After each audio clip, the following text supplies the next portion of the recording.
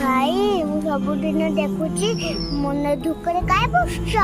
କଣ ଆଉ କହିବି, ଆଜିକା ଡେଟ୍ରେ ସାଙ୍ଗମାନେ ମୋତେ କେହି ପଚାରୁ ବି ନାହାନ୍ତି।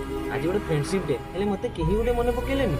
ତାଙ୍କର ଯେତେବେଳେ ଦରକାର ପଡ଼ୁଛି ସେତେବେଳେ ମୋତେ ମନେ ପକାଉଛନ୍ତି, ଆଉ ଦରକାର ସରିଗଲେ ମୋତେ କେହି ବି ପଚାରୁନାହାନ୍ତି।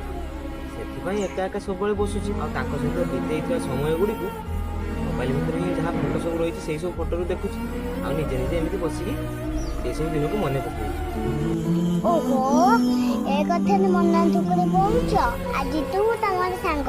ଆରେ ଆରେ ତୁ ତ ବହୁତ ଛୋଟ ପିଲାଟେ, ତୁ ମୋ ବୟସର ନୁହଁ, ପୁଣି ମୁଁ ତୋ ସହିତ କେମିତି ସାଙ୍ଗ ହେବି? ଭାଇ ଫ୍ରେଣ୍ଡସିପ ପାଇଁ ଛୋଟ ବଡ଼ କିଛି ଦେଖାଯାଏନି। ହଁ, ତୁ ଠିକ କଥା କହିଛୁ। ସାଙ୍ଗ ହେବା ପାଇଁ ଧନୀ ଗରିବ, ଉଚ୍ଚ ନିଚ, ଶିକ୍ଷିତ ଅଶିକ୍ଷିତ, ଜାତି ଅଜାତି ଏସବୁ କିଛି ଦେଖାଯାଏ। ନହେଲେ କଣ ଶ୍ରୀକୃଷ୍ଣ ସୁଦାମାକୁ ପ୍ରିୟ ବନ୍ଧୁ କରିଥାନ୍ତେ? ଆଜି ତୁ ମୋ ସାଙ୍ଗ।